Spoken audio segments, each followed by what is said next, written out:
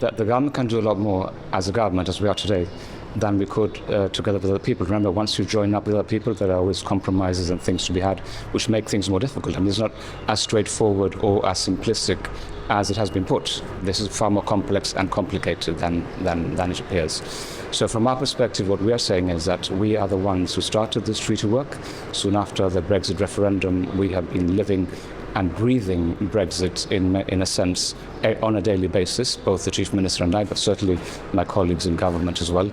And therefore we are the ones best positioned to finish it. Sadly, because of a series of external events, largely unconnected to the treaty, we have been unable to conclude one so far. The last one of those events being the Spanish general election.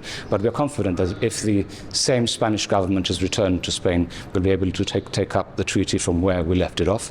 And if they're not returned, and if Spain decides to terminate the negotiations, then we'll be in a best position to stand up for Gibraltar and to defend our interests.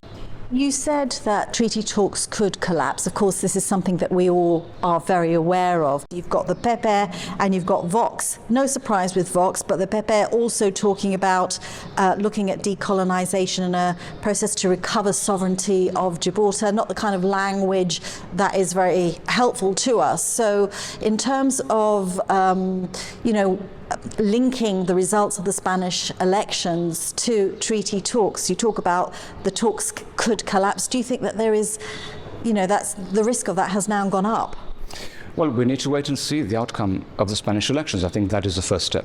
It is likely, and it probably would happen that way, that if PSOE and Sumar form a coalition government, then they will simply continue the negotiations from where they were.